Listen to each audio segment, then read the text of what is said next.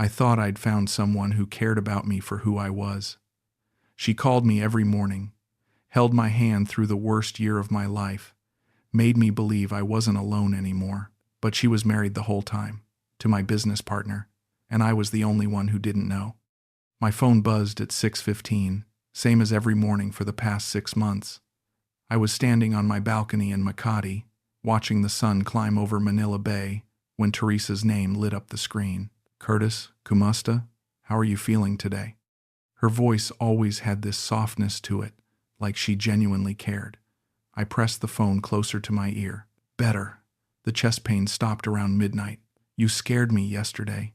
You promised you'd see a doctor if it happened again. I know. I just thought it was heartburn. Curtis, you're 61. You can't ignore these things. I smiled despite myself. When was the last time someone worried about me like this? My wife had been gone 3 years. My kids barely called. But Teresa, she checked on me every single day. I'll make an appointment this week. Promise. Good. Because I need you healthy for Cebu next week, okay? My family is so excited to meet you. That word, family, it hit me differently now. I'd sent her $800 last month when her mother needed surgery. She'd been embarrassed to ask, had cried when I transferred the money. That's when I knew this wasn't just about companionship anymore. This was real. I'm excited too. A little nervous, honestly. Why nervous? I'm just an old guy from San Diego. What if they don't think I'm good enough for you? She laughed. That light musical sound that made my chest feel warm instead of tight. Curtis, stop. You're kind. You're generous. You listen to me. That's more than most men ever do. I wanted to believe her. God, I wanted to believe her so badly. How'd you sleep? I asked. Not great. I had to help a patient until late.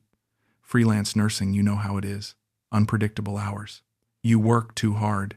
Someone has to pay the bills. There was a pause, and I heard traffic noise in the background.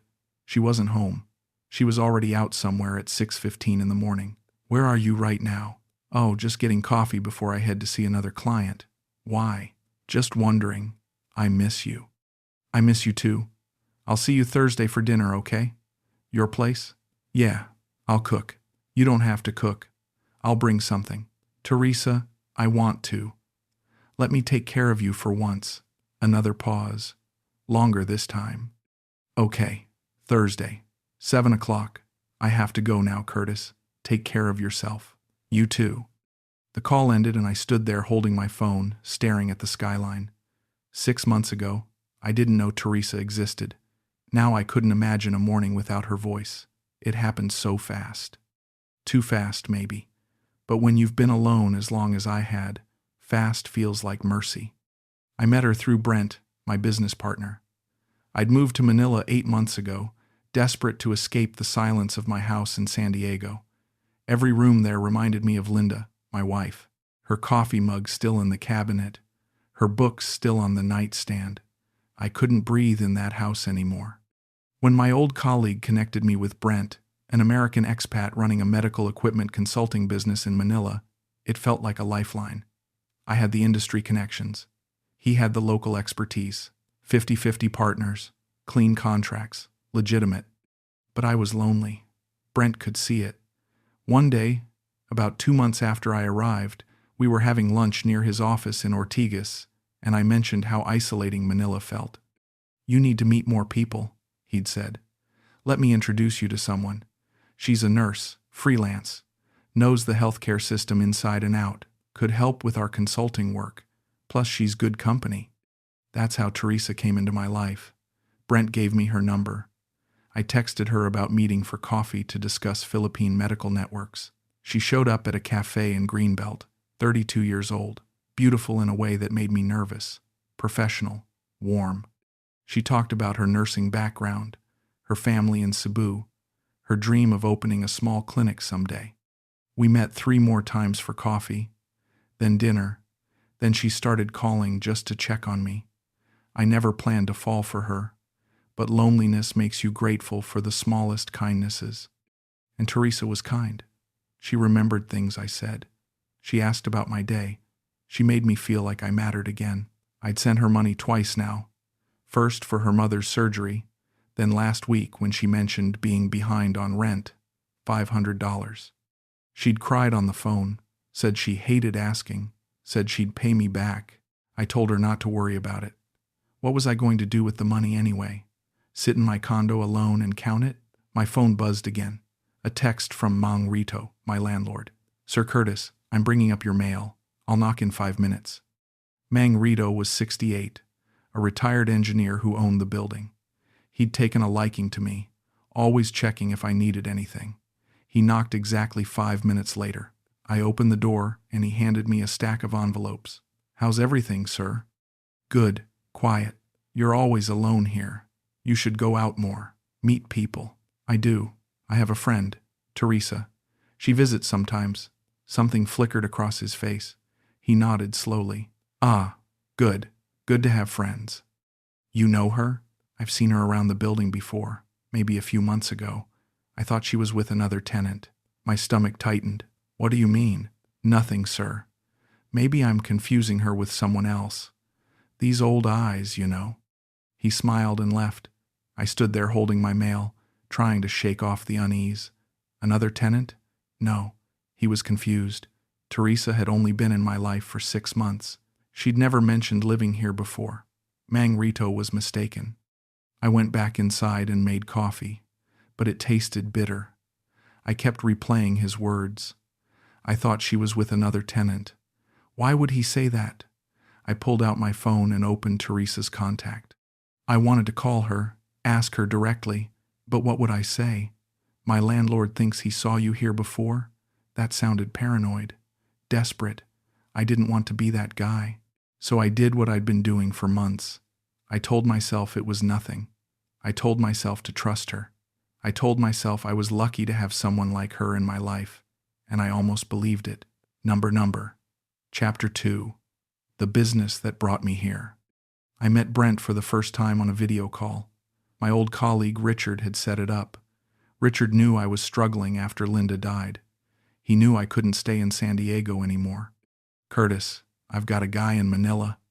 American expat, been there 8 years. He's running a medical equipment consulting firm, needs a partner with supplier connections. You'd be perfect. I wasn't looking for perfect. I was looking for anything that would get me out of that house. The first call with Brent lasted an hour. He was smooth, confident, businesslike, 48 years old, originally from Phoenix. He'd moved to Manila after a divorce, built relationships with hospitals and clinics, but needed someone stateside who could negotiate with equipment manufacturers. I handle operations here, he'd said. You handle the supplier side. 50-50 split. Clean partnership agreement. We meet weekly to coordinate, but otherwise you've got freedom. You'd need to move here, though. FaceTime matters in this culture. How soon could I start?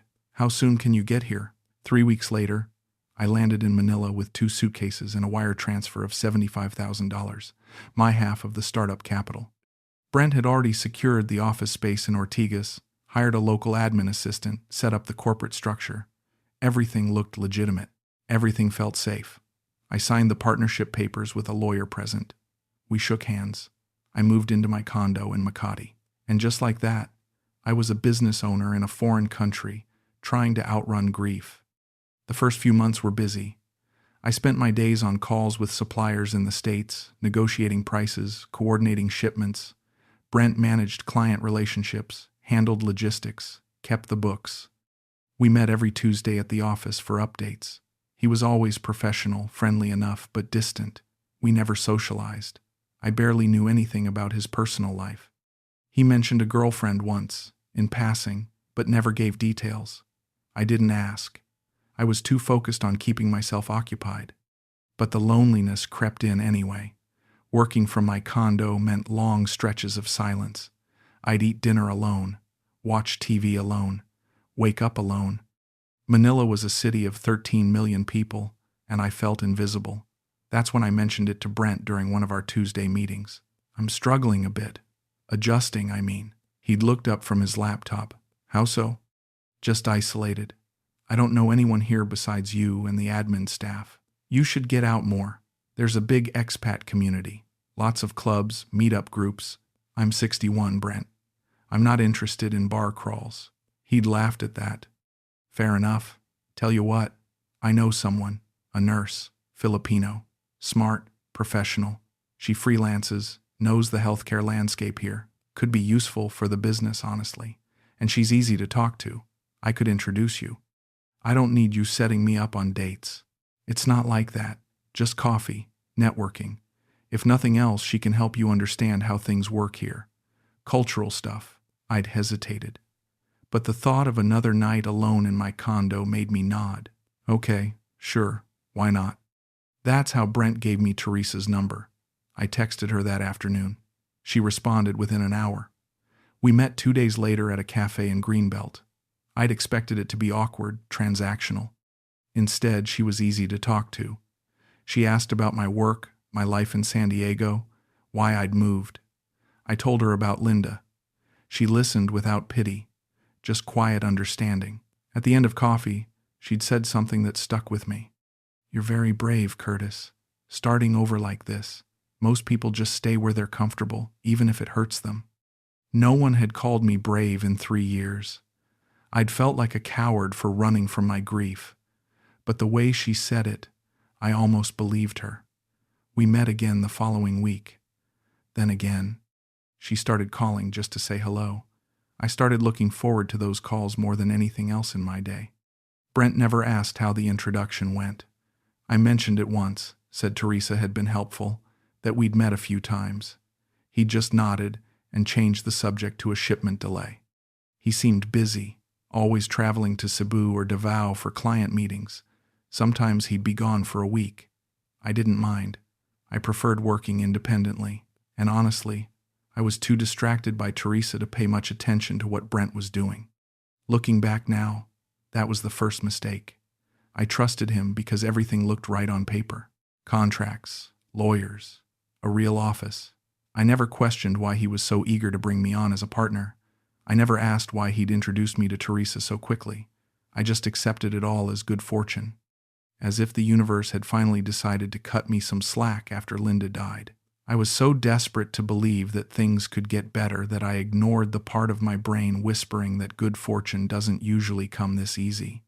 The business was doing fine. We'd landed 3 hospital contracts in the first 6 months. Revenue was steady.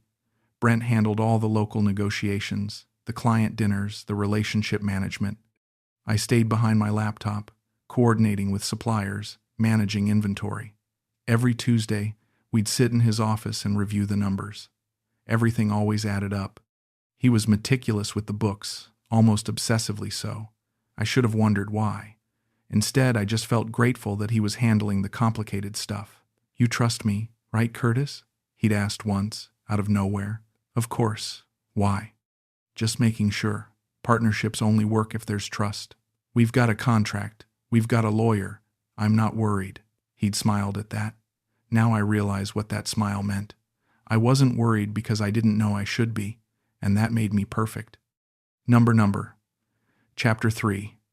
Red flags I told myself were nothing. The first time Teresa's phone rang during dinner, I didn't think much of it. We were at my condo, eating takeout from a Filipino restaurant she liked. Her phone buzzed. She glanced at the screen. Her face changed for just a second, and then she stood up. I'm sorry. I need to take this. It's about a patient. She walked out to my balcony, closing the door behind her. I could see her through the glass, pacing, her free hand moving as she talked. The call lasted maybe 10 minutes. When she came back inside, she looked tired. Everything okay? Yeah, just a complicated case. The family has a lot of questions. At 9 at night? Nursing doesn't have office hours. She smiled, but it didn't reach her eyes. We finished dinner, but the mood had shifted. She left earlier than usual, said she was exhausted. I walked her to the door, and she kissed my cheek. Thank you for dinner, Curtis. You're so sweet to me. I like taking care of you. I know. Sometimes I don't think I deserve it. Don't say that. She looked at me for a long moment, like she wanted to say something else.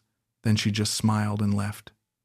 I stood in my doorway, watching her walk to the elevator, and I felt this unease in my chest. Not pain this time, just a strange heaviness. The second time I noticed something off was when I suggested visiting her place.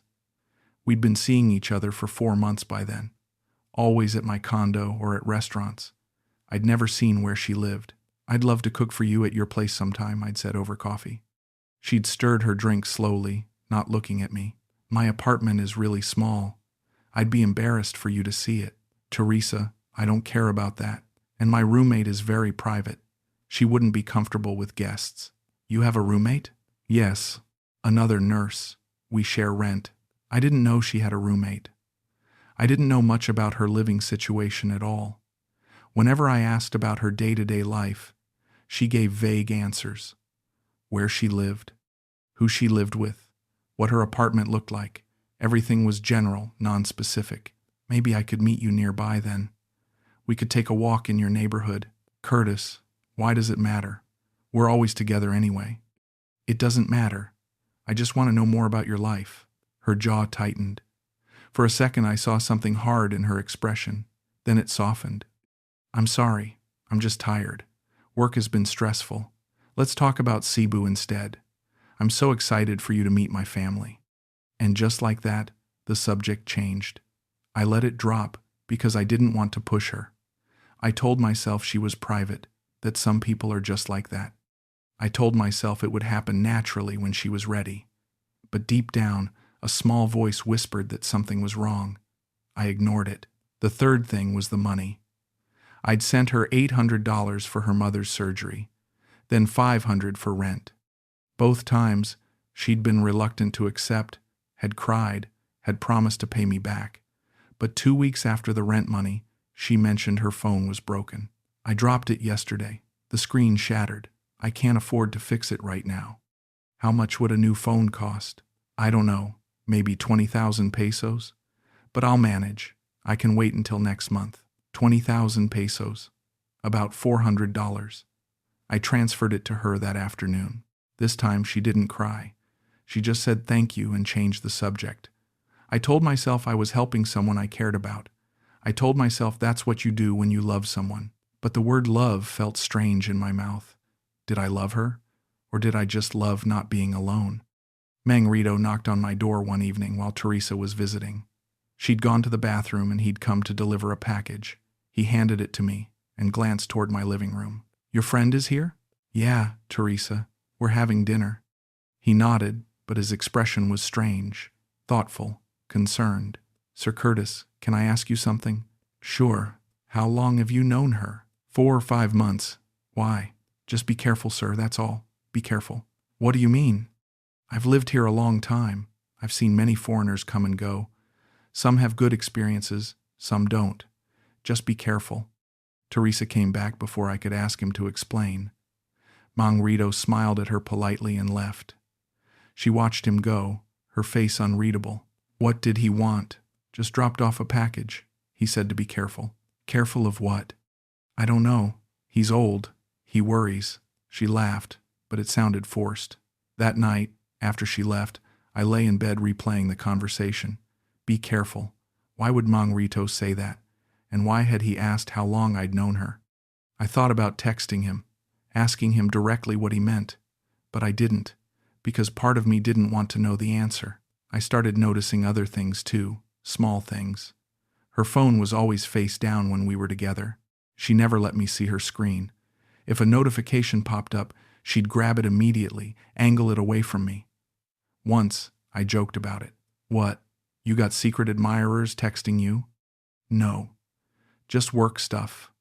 Confidential patient information." "Right. Of course. But nurses don't get that many texts. And they don't jump every time their phone buzzes like they're expecting bad news." I watched her more carefully after that. The way she'd tense when her phone rang. The way she'd step into another room to answer. The way she'd come back distracted, distant. "Is everything okay?" I'd ask. "Yeah. Why? You just seem stressed." "I'm fine, Curtis. Stop worrying so much." But I couldn't stop, because every time I saw her there was this moment, just a flicker, where her mask slipped, where the warmth disappeared and something cold took its place. Then she'd smile again, and I'd convince myself I'd imagined it. I sent her $300 more 2 weeks before our Cebu trip. She said her sister needed medicine. I didn't ask questions. I just transferred it. $1,700 in 2 months. I tried not to think about it, tried not to add it up, tried not to wonder if that's all this was, money. Because if that's all it was, then I'd been lying to myself about everything, and I couldn't handle that truth. Not yet. Number. Chapter 4. The Cebu trip that changed everything. The flight to Cebu felt wrong from the start. Teresa was quiet, distracted, scrolling through her phone with her eyebrows pulled together. I kept trying to make conversation. So, I'll finally meet your parents? They might not be there. They're very busy. I thought the whole point of this trip was for me to meet them. It is, but they're traditional. They want to take things slow. We've been seeing each other for almost 6 months. I know, Curtis. Just let me handle it, okay? She didn't look at me when she said it. She kept her eyes on her phone, her jaw tight. I reached for her hand. She let me hold it, but she didn't squeeze back. When we landed in Cebu, she perked up a little, but the tension was still there. We took a taxi to a subdivision, about 30 minutes from the airport. Not a rural barangay like she'd described, just a middle-class neighborhood with rows of identical houses behind a guarded gate. I thought your family lived in a small town. They do. This is my sister Gina's place. We're staying with her. Why aren't we staying with your parents? Curtis, please. Stop asking so many questions. She paid the driver and grabbed her bag. I followed her to a 2-story house at the end of the street. A woman in her 50s opened the door before we reached it. She looked like an older version of Teresa. Same eyes, same mouth, but her expression was strained. Gina, this is Curtis. Gina smiled, but it didn't reach her eyes. Welcome. Come in. You must be tired from the flight. The house was neat but cramped. A small living room with a worn couch, a dining table with mismatched chairs, photos on the walls, but I didn't recognize anyone in them. Teresa disappeared upstairs with her bag. Gina gestured for me to sit. Can I get you water? Coffee? Water is fine. Thank you. She brought me a glass and sat across from me, folding her hands in her lap. She looked nervous. So you and Teresa have been together for a while? About 6 months. And you're from America? San Diego. That's nice. Very nice. She wasn't asking because she cared. She was asking because she didn't know what else to say. The silence stretched. I heard Teresa upstairs, talking to someone on the phone. Her voice was low, tense. Gina glanced toward the stairs, then back at me. Teresa talks about you a lot. Does she? Yes. She says you're very kind. I try to be. Another silence. Longer this time. Gina looked like she wanted to say something but didn't know how. Before I could ask, Teresa came back downstairs. Her face was pale. I have to go out for a bit. What? Why? My uncle is in the hospital. I need to visit him. I'll come with you. No, you should rest. Jet lag. I'll be back in a few hours.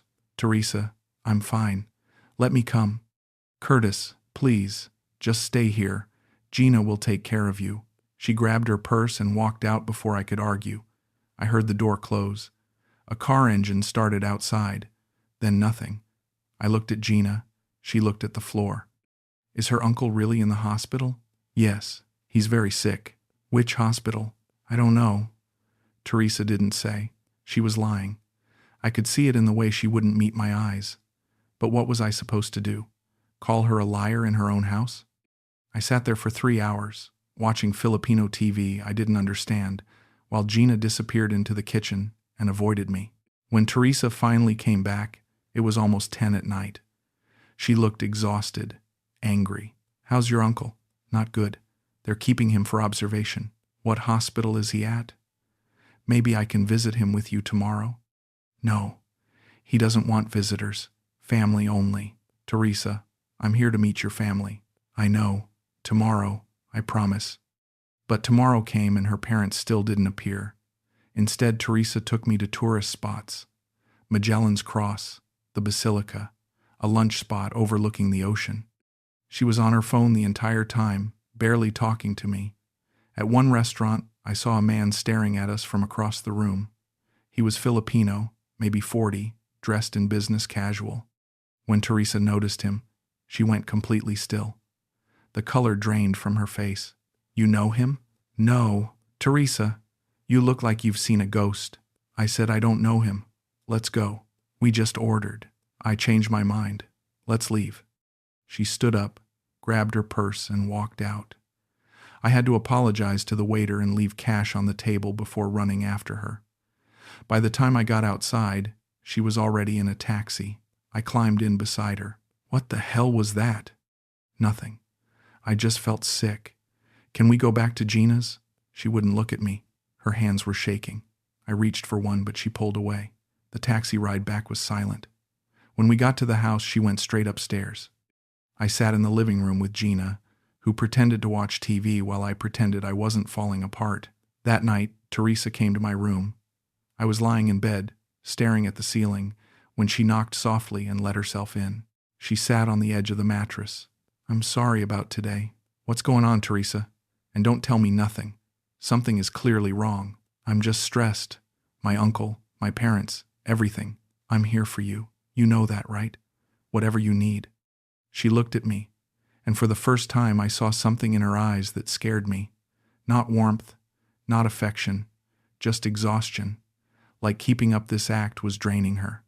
She leaned down and kissed me, not gently, desperately, like she was trying to convince herself of something. When she pulled away, she rested her forehead against mine. Thank you for being patient with me, always. But I didn't believe her anymore, and I think she knew it. Number, Chapter 5. The chest pain that saved my life. 2 weeks after Cebu, I woke up at 3 a.m. with a fire in my chest. Not heartburn, not indigestion, real, crushing pain that radiated down my left arm and made it hard to breathe. I fumbled for my phone and called Teresa. It rang, and rang, and rang. Voicemail. I called again. Nothing. Panic set in. I managed to get dressed, grabbed my wallet, and stumbled downstairs to the street. A taxi was passing. I flagged it down. Makati Med, please, fast. The driver looked at me in the rearview mirror and hit the gas. The city blurred past. I tried calling Teresa again, straight to voicemail this time. Why was her phone off? It was 3 a.m. Where was she? I pressed my hand against my chest and tried to steady my breathing. Don't die in this taxi. Don't die alone in a foreign country. The emergency room was bright and cold. A nurse took one look at me and rushed me into a room. They hooked me up to monitors, drew blood, did an EKG. A doctor came in, young, professional, calm. I'm Dr. Lim. Can you describe the pain? Crushing, left side, down my arm. Any history of heart disease? No. My wife died of cancer 3 years ago. I've been stressed since then. He nodded, reviewing the EKG printout. Your heart rhythm looks stable. Blood pressure is very high, though. 180/110. Have you been under significant stress lately? I almost laughed. You could say that. Relationship problems? How did you know? You're a foreign man in your 60s. You called someone 15 times in the past hour, according to the nurse. And you look terrified. It's usually relationship problems. He said it kindly, without judgment. I felt my throat tighten. I think the woman I've been seeing is lying to me. About everything. Do you think you're having a heart attack because of that? I don't know. Maybe. Dr. Lim pulled up a chair and sat down. Your EKG doesn't show signs of a heart attack. Your troponin levels will tell us more, but I think what you're experiencing is acute anxiety and stress-induced angina. Your blood pressure is dangerous, though. If you don't manage your stress, you could have a real cardiac event. So I'm not dying? Not tonight. But you need to take care of yourself, physically and emotionally. Whatever is happening in your life, it's affecting your health. You need to address it. I nodded, but I felt hollow. They kept me for observation, gave me medication to bring down my blood pressure, told me to follow up with a cardiologist. At 6 a.m, I finally got a text from Teresa. Sorry, busy day. Are you okay? I stared at the message. Busy day. I'd called her 20 times. I'd been in the hospital for 3 hours. And she was just now responding with sorry, busy day. I was in the ER. Chest pain. Thought I was having a heart attack. 3 dots appeared. Disappeared. Appeared again. "Oh my God, are you okay? I'll come by tomorrow." "Tomorrow. Not now. Not I'm on my way. Just tomorrow." I didn't respond. I was discharged that afternoon with a prescription and instructions to rest. I took a taxi back to my condo, climbed into bed, and lay there staring at the ceiling. My phone rang. "Teresa." "Curtis, I'm so sorry. I didn't see your calls. My phone died." "For 3 hours?" "Yes. I forgot my charger at Gina's place. I just got it now." "Are you really okay?" "The doctor said it was stress."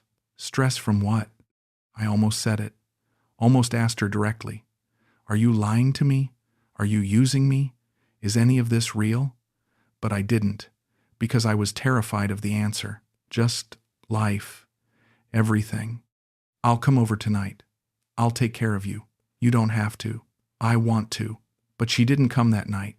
She sent a voice message at 8, saying there was a family emergency in Quezon City. Her cousin needed help. She'd try to visit tomorrow. Tomorrow became the day after, then the day after that. A week passed. She called a few times, sent texts, but she never came by. And every time I asked to see her, she had a reason why she couldn't. I stopped pushing. I stopped calling. I just lay in my condo, taking my blood pressure medication, watching the days blur together. Mangrito knocked one afternoon. "Sir Curtis, you okay? I haven't seen you outside in days." "I'm fine, just tired." He looked at me carefully. "And your friend, Teresa?" "She's busy." He nodded slowly. "Sir, can I tell you something?" "What?" "I've seen her before. Here, in this building, maybe a year ago. She was with another foreign man, an American. They lived on the 4th floor for a few months, then he left. Moved back to his country, I think. I didn't want to say anything before, but you look very sad now, and I thought you should know." My chest tightened again. Not physical pain this time, just emptiness. "Thank you, Mangrito." He left quietly. I closed the door and sat on my couch. A year ago, another American, 4th floor. I pulled out my phone and opened Teresa's contact. I hovered over the call button. Then I put the phone down. What was the point? Whatever the truth was, I wasn't ready to hear it. Not yet. Number. Chapter 6. The meeting I wasn't supposed to see. I decided to surprise her. It was a stupid idea, but I was desperate. 3 weeks had passed since the hospital. 3 weeks of excuses and canceled plans and texts that felt more obligatory than affectionate. I needed to see her. Needed to understand what was happening. She'd mentioned her apartment once, months ago.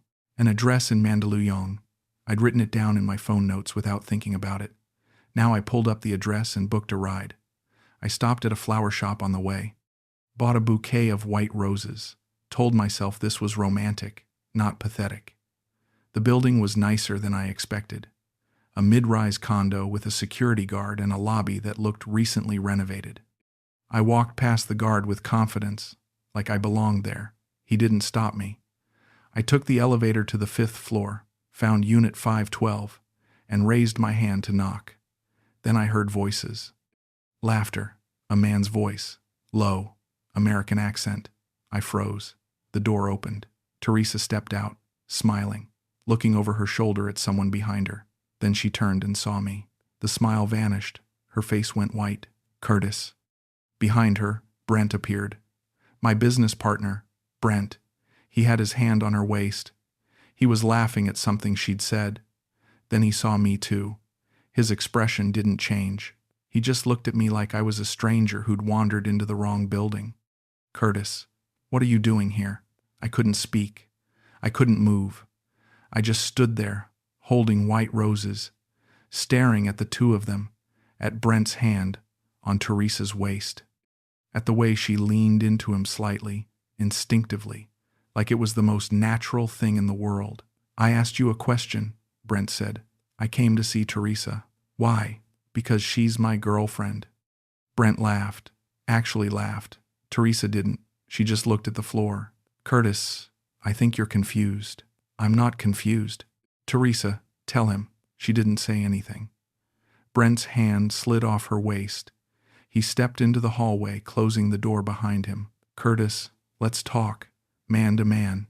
"I don't want to talk to you." I want to talk to her. She doesn't want to talk to you. I looked at Teresa. She was still staring at the floor. Her arms were crossed over her chest. She looked small, trapped. Teresa, please. Curtis, you should go, she said quietly. What? You should go. This was a mistake. What was a mistake? Us? The past 6 months? Brent sighed, like I was being tedious. Curtis, come on. You're a smart guy. You knew what this was. What are you talking about? She needed money. You had money. That's how it works here. You think you're special? You think she actually cared about you? I felt something break inside my chest. Not pain this time, just collapse, like a building falling in on itself.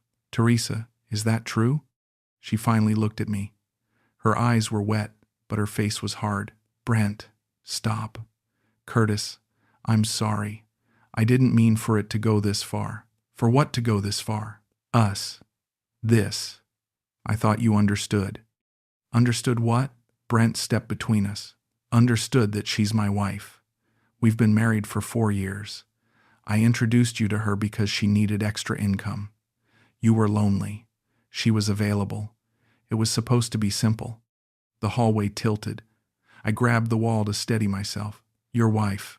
Yes, you're married to her. Yes. I looked at Teresa. She was crying now, but silently. No sound, just tears running down her face. Why didn't you tell me? Because you wouldn't have given me money if I did. There it was, the truth, simple, brutal, honest. I dropped the roses. They hit the floor and scattered. I turned and walked away. Teresa called after me. Curtis, wait. I didn't stop. I walked to the elevator, pressed the button, waited. Brent's voice followed me. Curtis, don't be dramatic. It's just business. Just business. I stepped into the elevator. The doors closed.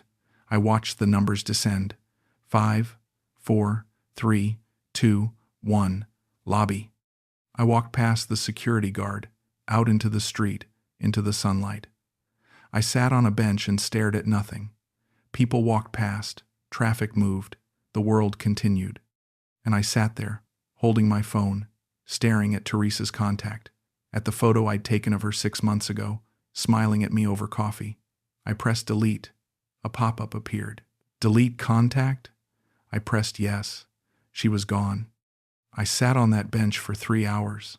I didn't cry, didn't call anyone, just sat there, replaying every moment, every lie, every kiss, every time I'd sent her money. $1,700. More probably. I'd stopped counting. Every time she'd called me kind, generous, sweet. All of it was a script. Brent had written it and she'd performed it, and I'd believed every word because I was desperate, because I was lonely, because I was 61 years old and terrified of dying alone. And they'd known that, both of them. They'd seen me coming from a mile away. I finally stood up and walked back to my condo. Mang Rito was in the lobby. He took one look at my face and didn't ask any questions, just nodded quietly. I went upstairs, closed the door, and sat in the dark until morning. Number. Chapter 7. The conversation that confirmed it all. I didn't respond to Teresa's messages. There were 7 of them over the next 3 days, each one more desperate than the last. Curtis, please let me explain. It's not what you think. Brent is lying. I really do care about you. Please talk to me. Curtis, I'm sorry. I need to see you. On the 4th day, I replied. Okay, let's talk. Coffee Point Makati. Tomorrow at 2. She responded immediately. Thank you. I'll be there. I arrived early. Sat in the back corner where I could see the door. Ordered black coffee I didn't drink. At 2 o'clock, she walked in. She looked smaller than I remembered. Thinner. She saw me and smiled nervously. I didn't smile back. She sat down across from me, folding her hands on the table. Thank you for meeting me. I want the truth. All of it. No more lies. Okay. Are you married to Brent? She hesitated, then nodded. Yes. How long? 4 years. 4 years. I'd been in Manila 8 months. They'd been married the entire time I knew her. Does he know about us? No. I mean, he knew I was seeing you, But he didn't know we were serious. Did he tell you to see me? Her jaw tightened. It wasn't like that. Then what was it like?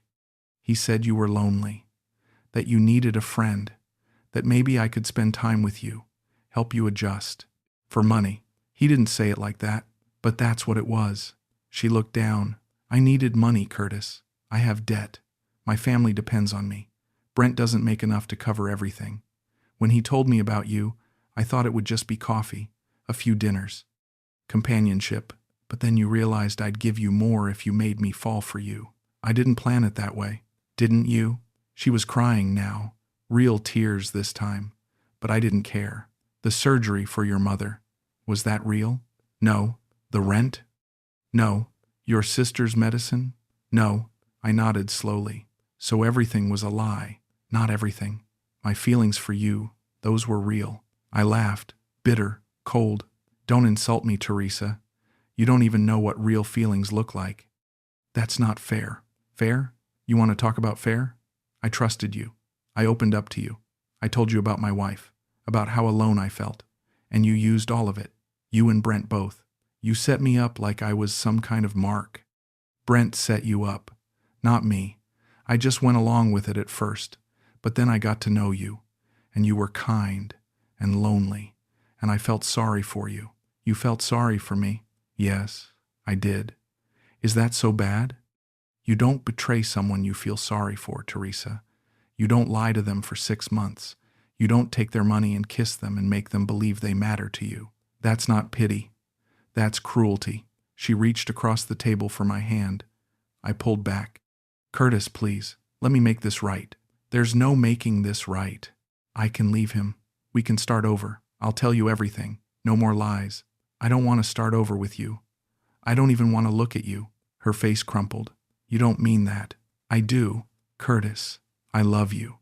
I stood up, dropped cash on the table for the coffee. You don't know what that word means. I walked out. She didn't follow. When I got back to my condo, I called a lawyer, a Filipino attorney who specialized in foreign business partnerships. I told him I needed out. He reviewed my partnership agreement with Brent and nodded grimly. It's going to be expensive and slow. I don't care. Just get me out. The next day, I emailed Brent. Professional, cold, formal. I am formally notifying you of my intent to dissolve our business partnership per the terms outlined in Section 7 of our agreement. I expect a buyout negotiation to begin immediately. All future communication should go through my attorney. He responded within an hour. Understood. I'll have my attorney contact yours. For what it's worth, Curtis, it was never personal. Never personal. I deleted the email, started packing my things. I'd been in Manila for 8 months. It felt like 8 years. Number, Chapter 8. The business I had to walk away from. The lawyer's office smelled like old paper and air conditioning that ran too cold. I sat across from Attorney Reyes, a Filipino man in his 50s with sharp eyes and a careful way of speaking. Mr. Curtis, I've reviewed your partnership agreement. The buyout clause is clear. You're entitled to 50% of the business valuation, minus any outstanding debts or liabilities. How long will this take? If Mr. Brent cooperates, 2 to 3 months. If he contests the valuation, 6 months or longer. He'll cooperate. He wants me gone as much as I want to leave. Then we proceed. I'll draft the dissolution notice and the valuation request. In the meantime, I advise you to avoid direct contact with Mr. Brent. That won't be a problem. I signed the papers, authorized him to act on my behalf, left his office feeling lighter and heavier at the same time. Lighter because I'd finally done something. Heavier because it meant admitting the whole thing had been a mistake. The business, the move, Teresa, all of it. Brent's attorney responded professionally.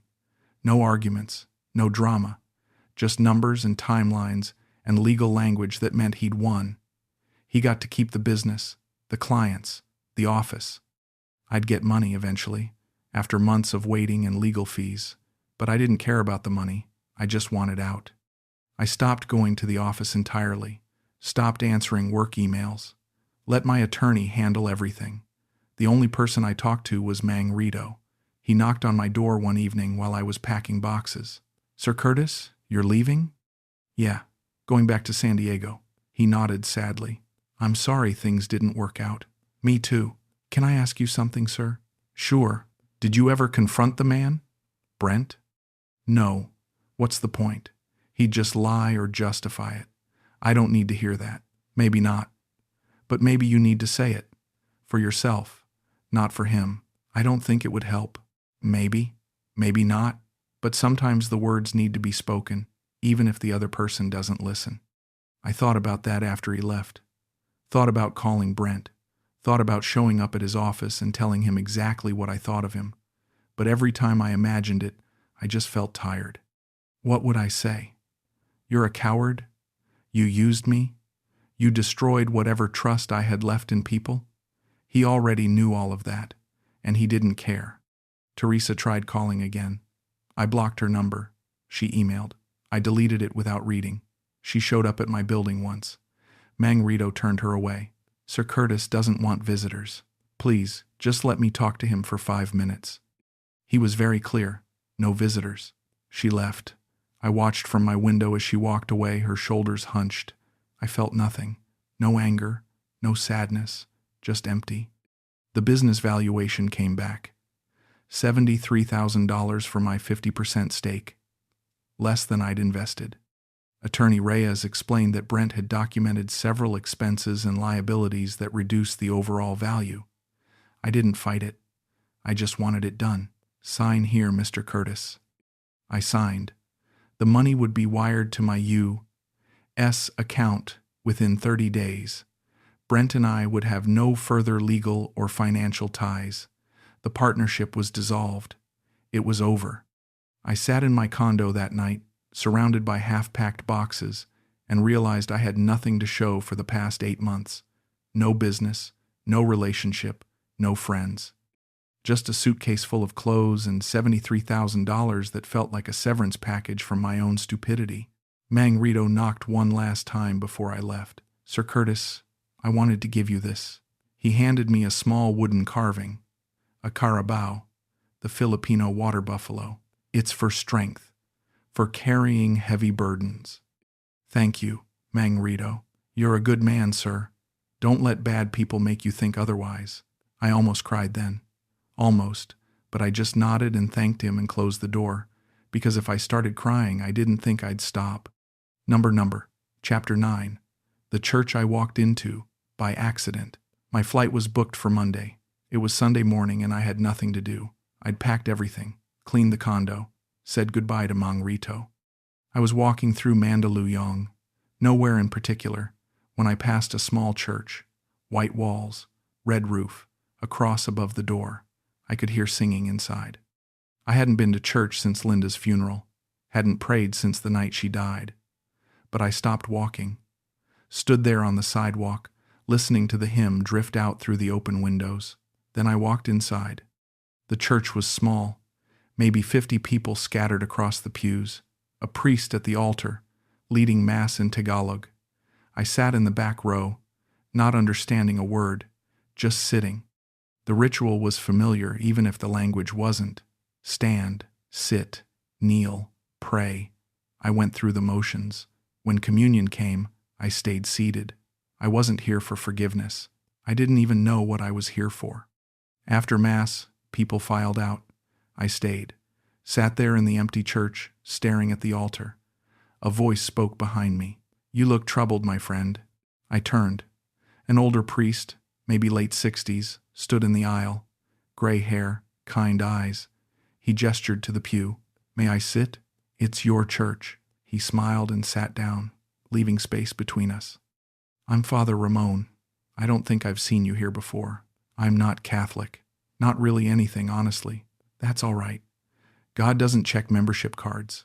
I almost smiled at that. What brings you here? He asked. I don't know. I was just walking, heard the music, and stayed for the whole Mass. That's more than just walking. I looked down at my hands. I'm leaving tomorrow, going back to the States. I just needed to be somewhere quiet before I left. You don't sound happy about leaving. I'm not happy about anything right now. Father Ramon nodded, didn't push, just sat there, waiting, and somehow that made it easier to talk. I came here 8 months ago. Thought I was starting a new life. Met a woman, fell for her, gave her money, trusted her. Turns out she was married to my business partner, and they both played me. Made me look like an idiot. You're not an idiot for trusting someone. I am when all the signs were there. I just ignored them because I didn't want to be alone. Being alone is terrifying, especially after loss. I'm guessing you've lost someone. My wife. 3 years ago. Cancer. I'm sorry. Everyone's sorry. But it doesn't change anything. She's still gone, and I'm still alone. Father Ramon was quiet for a moment. Then he said something I didn't expect. You love someone, and that wasn't wrong. But you can't love someone more than you love yourself. I looked at him. What does that mean? It means you gave this woman everything because you thought she could fill the emptiness inside you. But no one can do that except you. She was never going to make you whole. Only you can do that. So what, I'm just supposed to be okay being alone? No, you're supposed to be okay being yourself, alone or not. The loneliness isn't the problem, Curtis. The problem is you don't think you're enough on your own. Hearing my name startled me. I hadn't told him. How did you? You said it earlier. When you introduced yourself to the woman outside, I was standing nearby. Right. He stood up, placed a hand on my shoulder. You're going home. That's good. But make sure you're going home to yourself, not just to another empty house. I don't know how to do that. You start by forgiving yourself, for trusting her, for being human, for wanting connection. None of that was wrong. I felt my throat tighten, felt tears coming and couldn't stop them. Father Raymond didn't look away, didn't tell me it was okay. He just let me cry. When I finally stopped, he said a prayer. Not for Teresa, not for Brent, just for me, for healing, for clarity, for the strength to forgive myself. I didn't believe in God, but I wanted to, just for a minute, just long enough to feel like someone was listening. When I left the church, the sun was setting.